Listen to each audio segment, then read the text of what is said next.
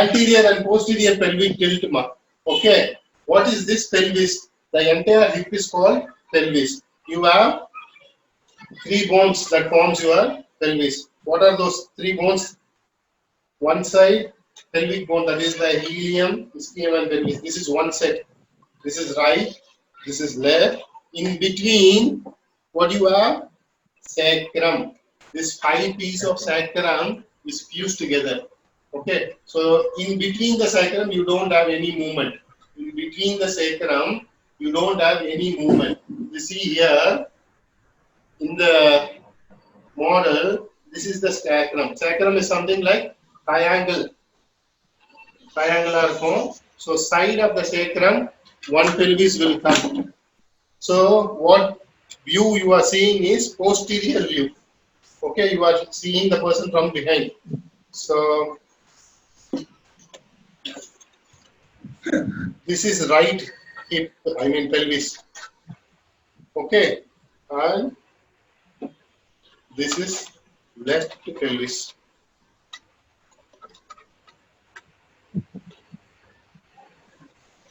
Okay, it is difficult for me to make entire pelvis and show you. Why? Because three bones, they are all keeping on moving.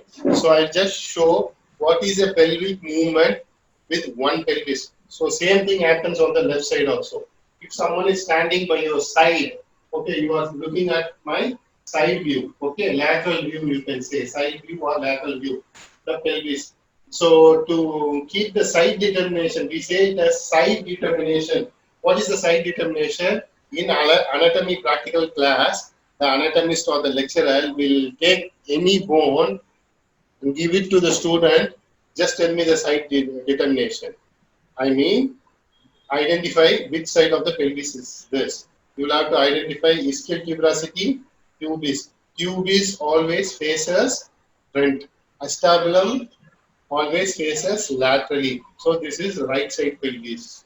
Okay, so I am giving you my right lateral view. So this is, imagine this pelvis is my pelvis, right side view, right pelvis. So what happens is, when I do forward bending, will this pelvis go down like that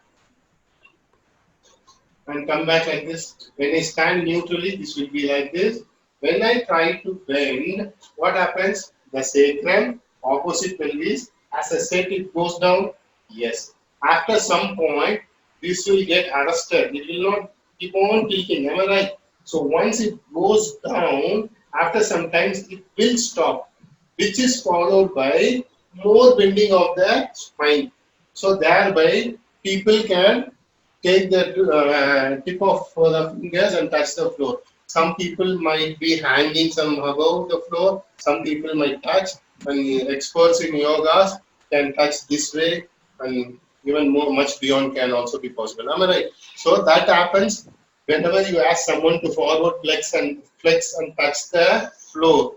If you give it as an asana, not only, don't imagine that the pelvis stays there, only the spine will bend. No, the spine will flex. Along with that, the pelvis will also bend. After some time, the pelvis will stop, and there can be too much of the spine bending, and people can reach.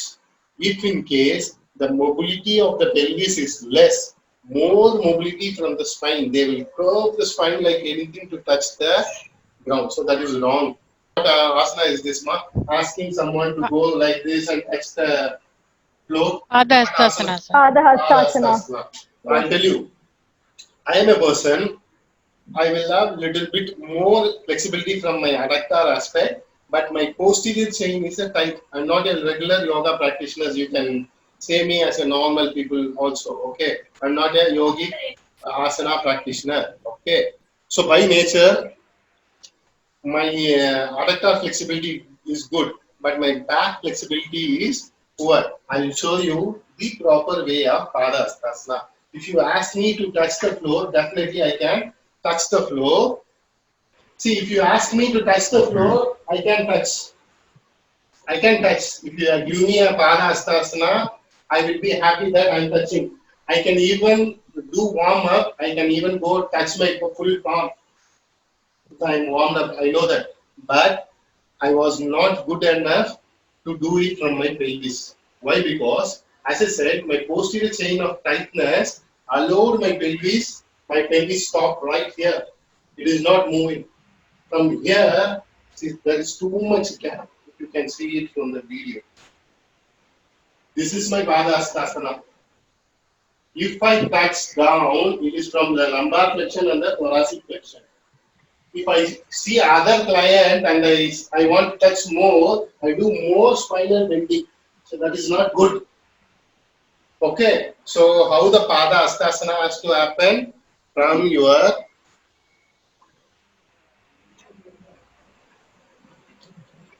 pelvic forward tilting, we say anterior tilting. Let me show my anterior pelvic tilt. So it has to happen like this. Okay, it has stopped. For some good yoga flexible people, it will keep on rotate and it will rotate nicely till here.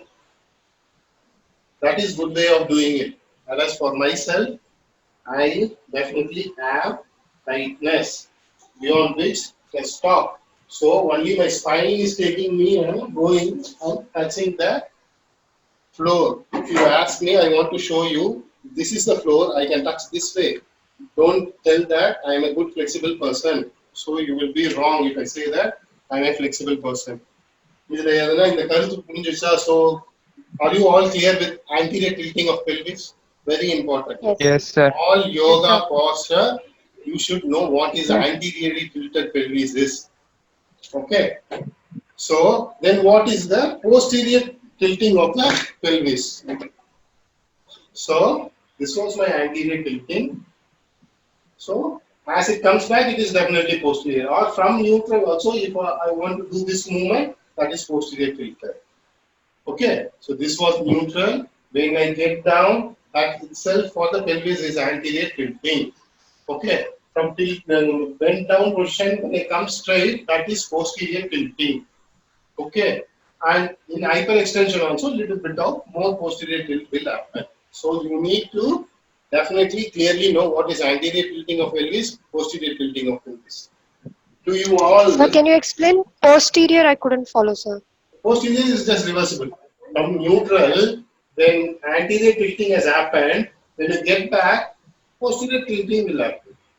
Or from neutral, you can do slight posterior tilting also. Okay. Okay.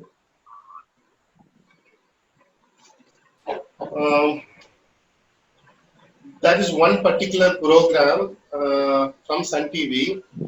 For common people, we did. I will send you the link. Okay.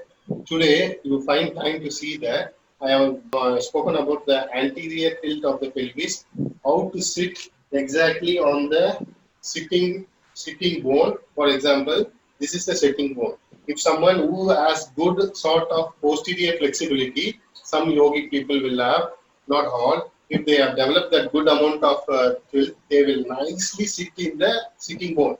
This will happen. Okay.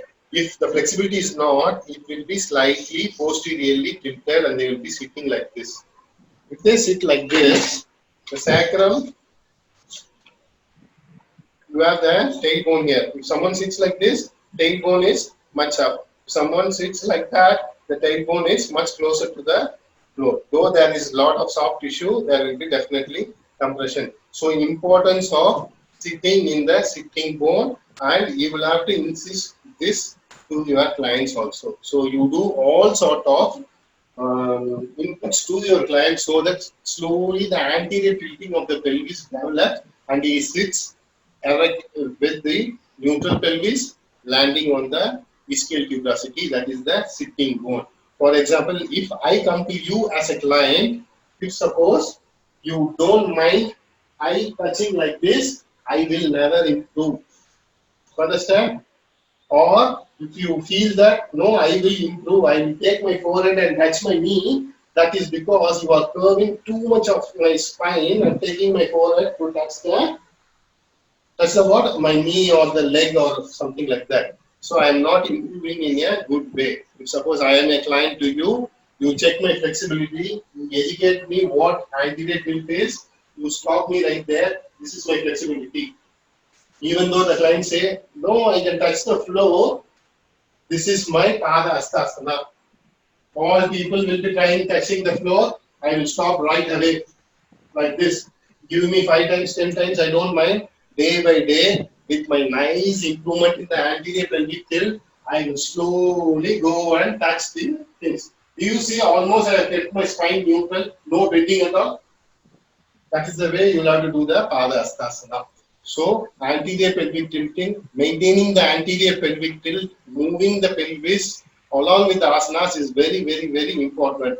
Otherwise, if you don't move the pelvis, all sort of compensation should happen from the spine. That is not good.